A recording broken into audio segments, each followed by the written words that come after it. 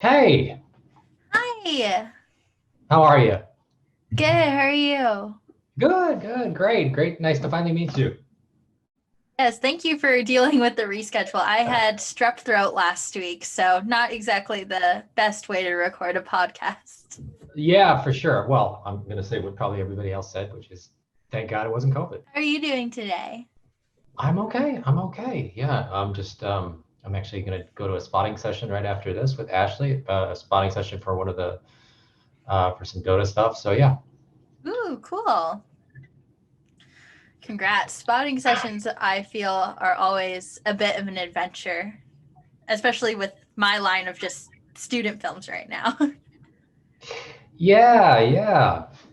No, spotting sessions are cool. I mean, I enjoy them.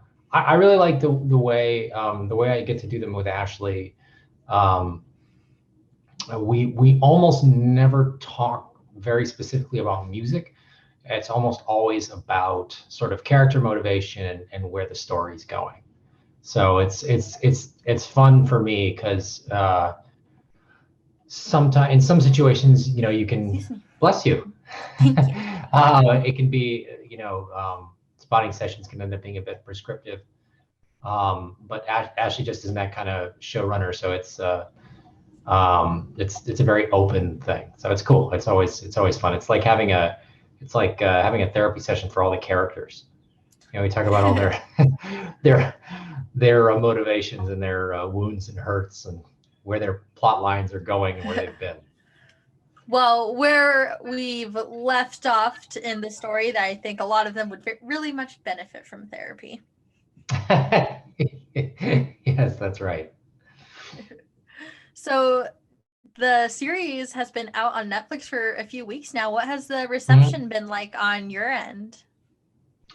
It's been really positive. I mean, obviously, I read some of the press, and I've been really, happy that my biggest concern when I signed on to do this was just because it's something that so many people love and so many people have invested so much time and energy into that I wanted to make sure that there's always a risk when you have something like that where people end up they have an image in their head of what they want it to be, and if it's not that, then they get pretty bugged. So my hope with all of it was just to kind of make sure that everybody felt like that we were doing the whole thing justice. So that was, and so far it seems like the people who are, more familiar with the game and who've been in that world, um, feel pretty good about what we've done. So that's been good. Yeah, and honestly, I was started watching the screener before the series came out, and Mhm. I was a little nervous about what reception might be because shows and movies that have been adapted from video games for a long time have had a bad reputation, Yeah, yeah, for sure. particularly because Mario sucked. Um, but the past 2 years, especially with Witcher last year, we've seen the response to those adaptations go way up. So I'm glad Yeah. that Dota has been more on the positive side than the negative side. Yeah, it's been really cool. And I was a little because especially, gamers spend so much time with the games that, I was a little nervous about how they would feel. We took a little bit different approach to the music than Dota has in the game, than Tim Larkin did in his scores, which are great.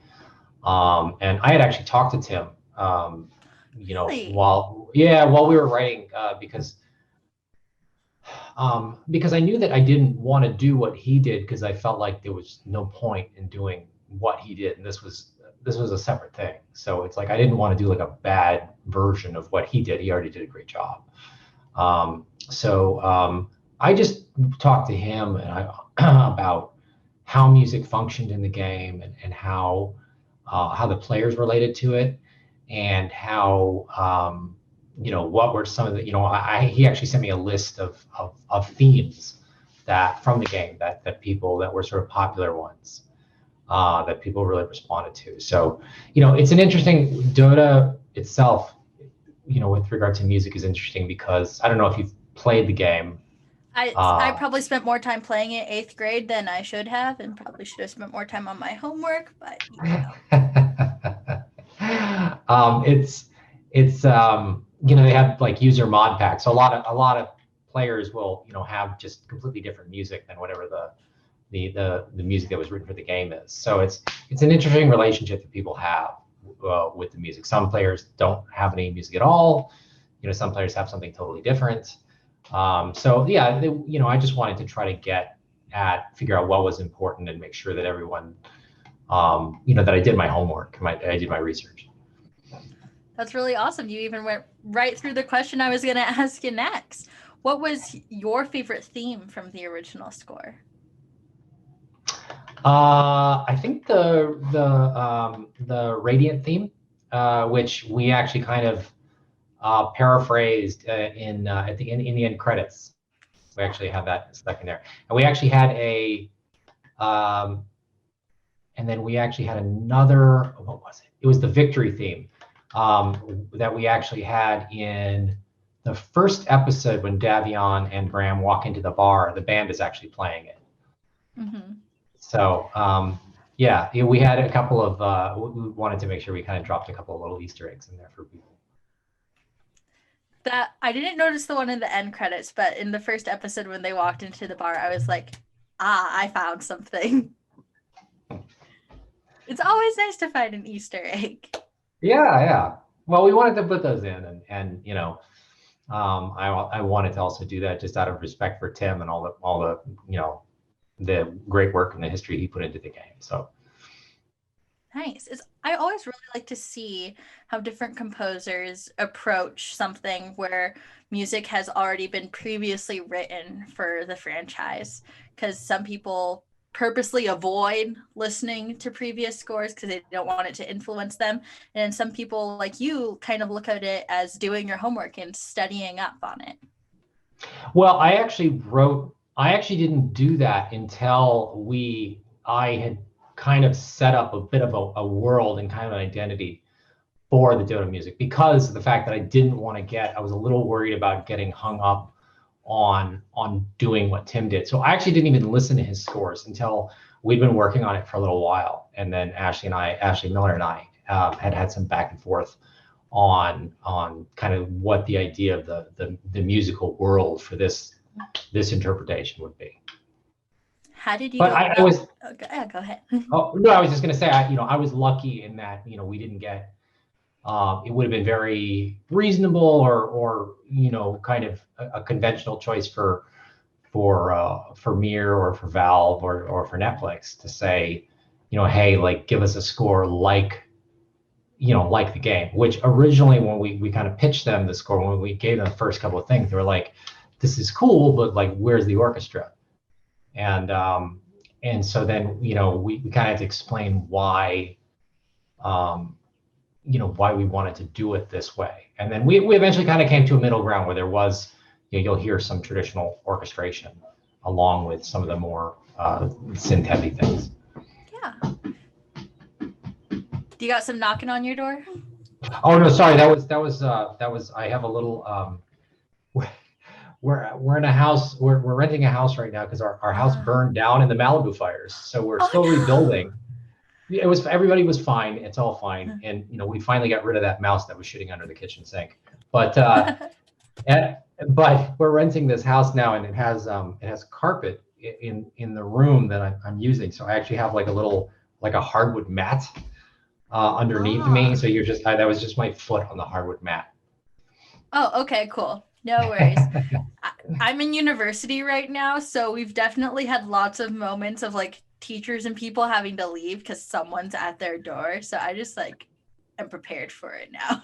No, normally if anybody comes to my door, it's one of my two dogs, and it's one in particular, and he always thinks the door is open, so you'll just hear a big thud, and it's his big blocky head hitting the door as a way to open it, and then I have to go open it for poor Rocco. My Australian Shepherd somehow figured out the convention of knocking, so he'll go to the door and just hit it with his paw.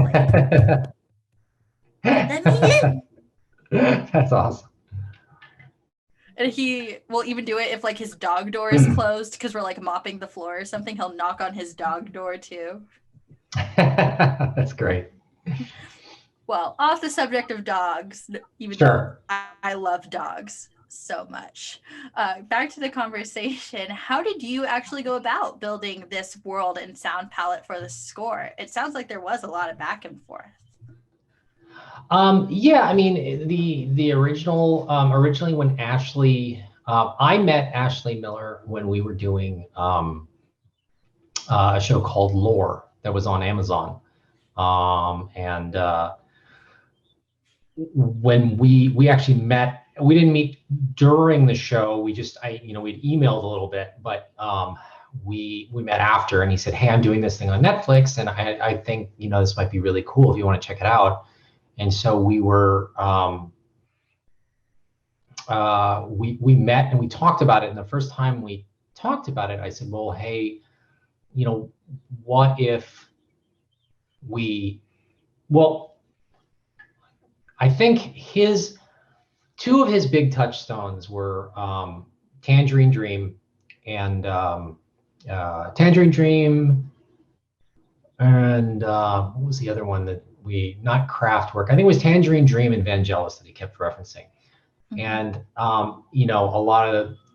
there's a lot of films that we talked about that had synth scores, especially like John Carpenter films and things like that. And so I said, okay, well, what if we didn't have an orchestral score? What if we had a totally synth score, but not a retro synth score? What if we just had a very synth forward score? And he said, well, what do you mean? And I said, okay, for example, like what if in our action sequences, what if instead of having like a big orchestra, we had just like a big hard style kick going 4 on the floor during the whole thing?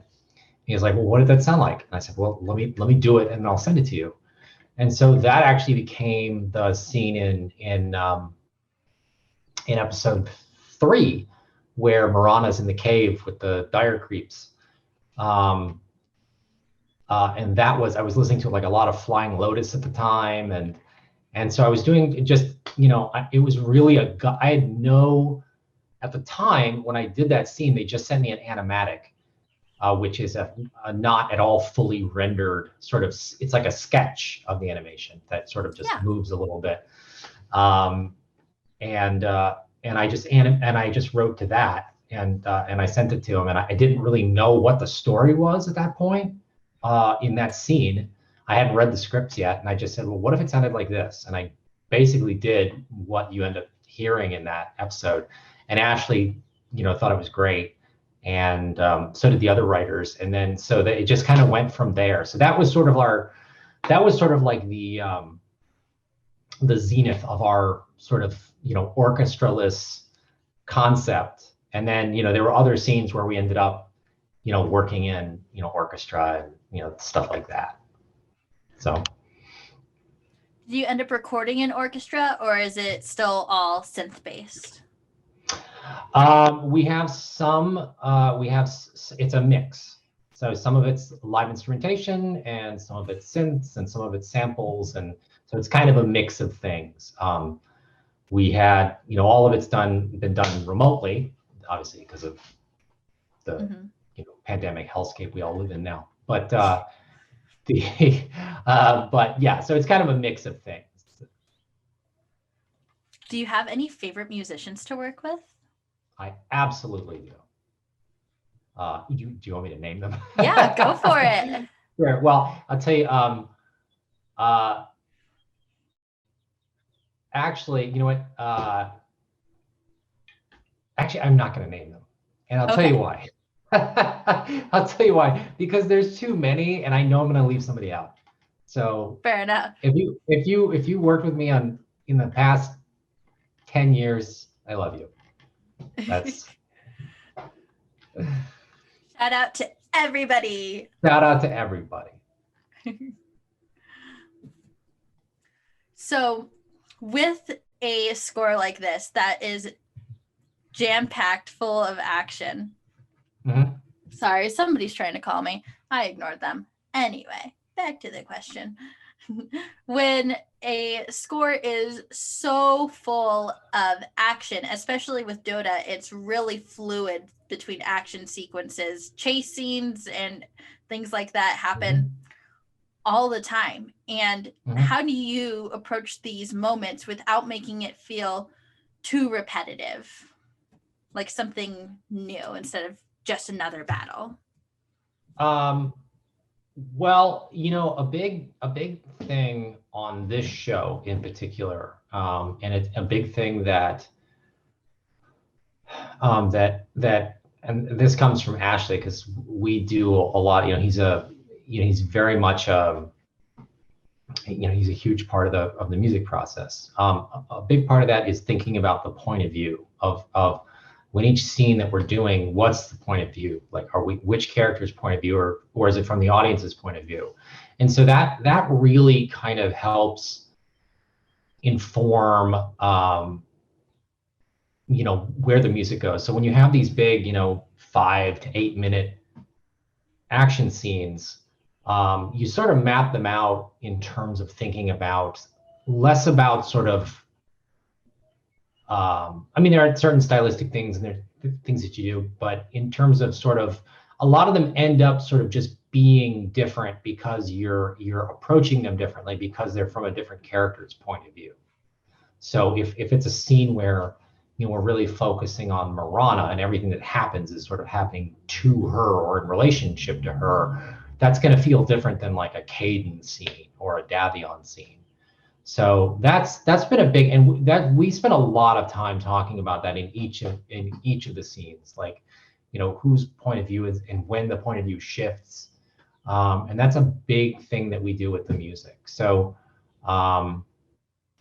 the action scenes are fun because there are a lot of times, for me, they're a place where you can do kind of a lot of experimentation because they tend to be big and loud. So if I have some new fun, big and loud thing that I want to try out, I'll get to try it out on an action scene. And also, you with action scenes, what's kind of cool in these big ones is that you actually, in television, you don't always have a lot of time to develop a theme or develop an idea because you might have a 30-second cue. When you have like a 5 or 8 minute cue, it's a lot of music to write, but there's a lot of space in there to take something and develop it and then move it around and come back to it. And, so that's sort of structurally, there's a lot you can do with a scene that generally, because the action scenes just tend to be longer. So. Yeah. And are action scenes one of your favorite pieces to score, or do you tend to lean towards another area? I guess the real question here is, what are your favorite kinds of cues to score? That's a good question. I think there are sort of, when you go through an episode or a movie or whatever, there are scenes that are more expository. You're setting everything up, and then when you get later into the film or the show or the series or whatever, then you start to get some of the you actually get sort of the climax of some of those things, and that there are sort of these ideas that you're in the exposition you're setting up, then you get to realize those scenes. So I think it's always kind of in Act 3 that I always, or in an hour-long show, Act 6, that I always end up having a lot of fun writing those, because when you get to take little things that you've set up earlier in the film or earlier in the show and then sort of fully realize those, that's always fun for me. So it doesn't have to be an action scene. Sometimes it's a big climactic scene with 2 characters falling in love or somebody dying or whatever. But it's when I have enough time to write enough time in the scene to write a melody that goes somewhere, that's really gratifying to me. Yeah. And then on the other side of the coin, what are your least favorite cues to score? I wouldn't say I have least favorite cues, but I think that there's always sections that are more functional. Mhm. We don't do that a whole lot on DOTA. On most shows, or especially like anything kind of procedural, anything in like in a show that's very talky, like a police show, anything procedural, like a police show or medical show. There'll be a lot of scenes where there's a whole lot of talking, and the music is just sort of ticking underneath. Just sort of it kind of provides like a bed, and we'll always spend a lot more time actually on those scenes than you'd think, because a lot of times you have to really highlight where the conversation's going with the music. But that stuff is generally just more sort of underscore. You're really just kind of laying a bed for the characters to talk over. The music doesn't have a chance to do as much. So I'd say if there's anything that's like, I wouldn't say it's my least favorite, but it's sort of like, it's more functional than it is sort of like, you're not going to have like a big creative palette underneath when like, three characters are talking about somebody's, Hodgkin's lymphoma diagnosis or something. So Yeah. Just last week, I had a film score assignment where I had to score a scene where we had these three different people in a hospital talking about somebody who had liver cancer. And it was also supposed to be super emotionally high because the person who had cancer was confessing to killing the other guy's wife. Oh, okay. So it was many interesting things to coming together. balance Yes. those two things out. Mm-hmm. So what is something new you learned from this project? That's a good question. I think that, with every project that you do, I always try to take on, I try to learn to think a lot like in TV it would be the executive producer, or in film would be the director. But whoever I'm working with on the music, I really try to get into their head as much as possible, and to learn. If they have favorite movies, I'll go watch those movies. Or if they have a favorite book, or I did that a lot with Jeff Davis when I worked on Teen Wolf. There were things that Sean Crouch referenced on Lore that I would go. A lot of times somebody will say, hey, it's like that movie, and they'll reference that a couple times. You're like, okay, that's important. With Ashley, because we've worked so closely on this stuff on DOTA.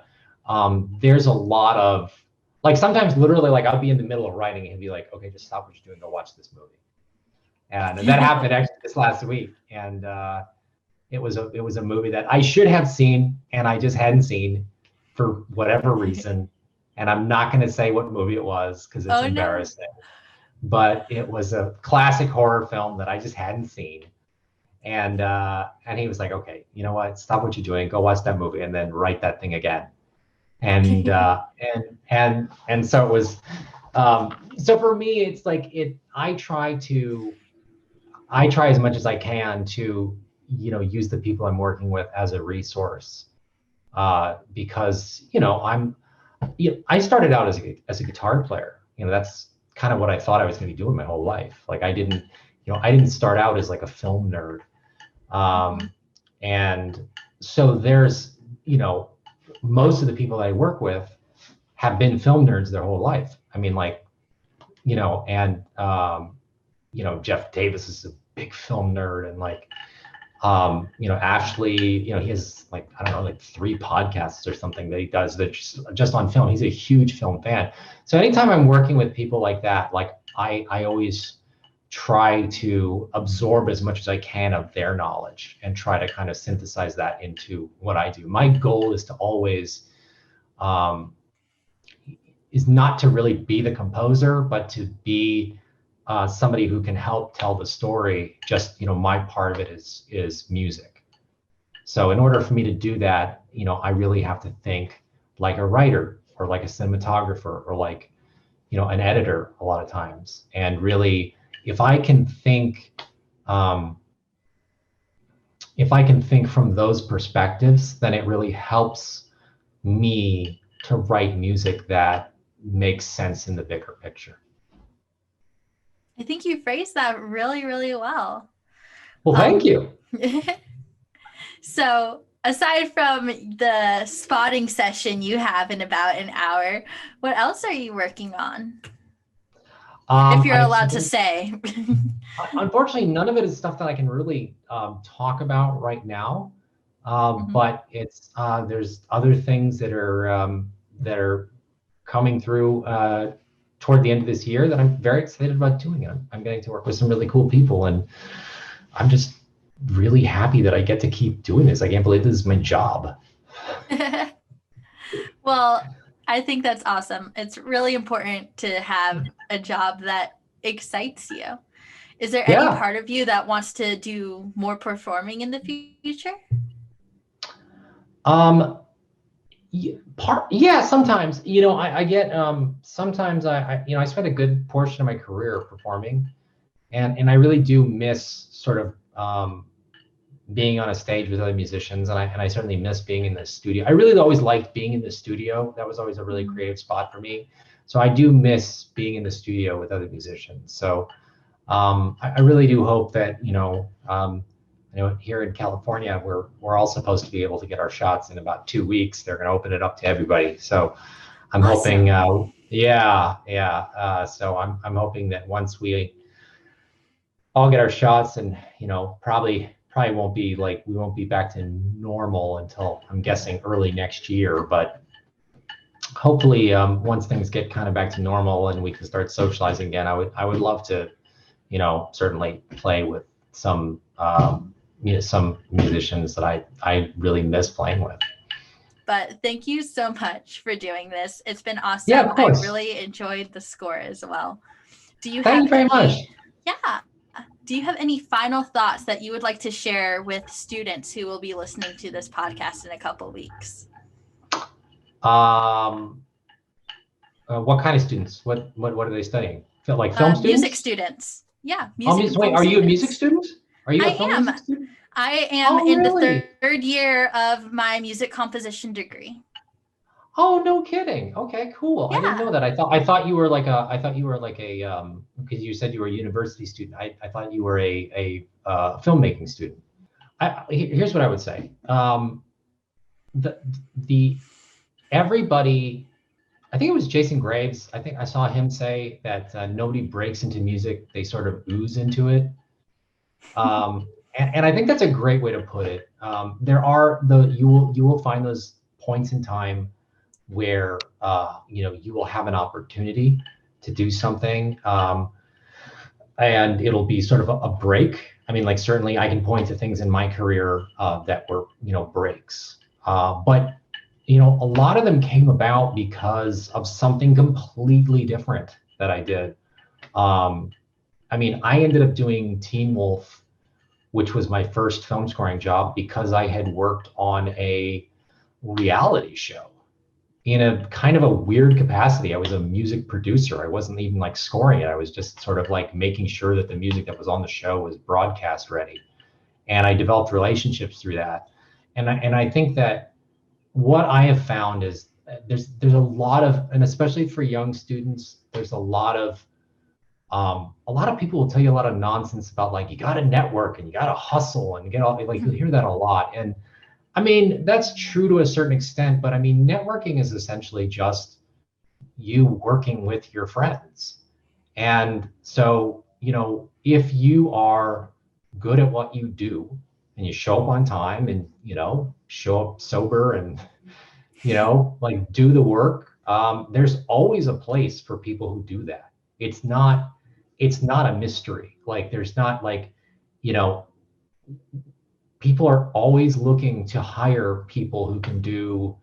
I had a guy recently who was helping me do some kind of admin stuff, and I knew he was a composer, and he did such a good job with the admin stuff. And I heard his reel, and it was great. And I was like, okay, well, I got to get you writing something because because the conscientiousness and kind of the intelligence that he displayed, like doing the admin stuff, was so good. I was like, well, this guy obviously clearly knows how to be on time, knows how to and those things are really important. So I guess I would say like there's a whole lot of artistic. I'm being very long-winded. I'm sorry, but there's That's a whole all lot good. of artistic things that you want to think about, and that's like a whole nother concern, and that's really up to you. But the in terms of kind of like having a future working in music, there is always a place for people who know how to do their job, do it on time, and are pleasant to work with. Like you would be shocked how hard it is to find that. You'd be shocked. Like, yes, there are a million people in Los Angeles and they're all doing this, and a lot of them are really talented, but not all of them can just do those 3 or 4 things. So, there will be a place for people. And it's not it takes time. It takes time. Like you have to start working, and then all your friends have to start working in order for you to kind of start getting those. So when you do those student films, like those are going to be the people who end up hiring you later. So it's I would just say just try to be genuine with just do good work with people, and like that stuff will come. Like all the kind of like networking, hustling bullshit. Like everyone knows. Like nobody is gonna you're not gonna meet somebody who's got 3 Oscars and you're not gonna hustle them. Like they've been hustled. You know what I mean? So just do the work, and when those opportunities are there, people will call you. Well, awesome. Thank you so much. Have a great Yeah. rest of your day. Good luck at your spotting session. Thank you very much. All right. Bye. Bye-bye. Take care. Hi, guys. Thank you so much for tuning into episode 4 of season 2. It was so much fun getting to chat with Dino about his work on DOTA Dragon's Blood. If you haven't seen the series yet, go ahead down to the description. Click on that. It'll take you to the Netflix page and you can go ahead and watch the series. Let me know in the comments what you think, and I will be back with episode 5 in a week. Remember to follow us on Spotify, Facebook, Instagram, Twitter, or wherever you are watching this podcast so that you can find out when our next episode comes out and who our future guests are going to be. Thanks, guys. Have a great rest of your day.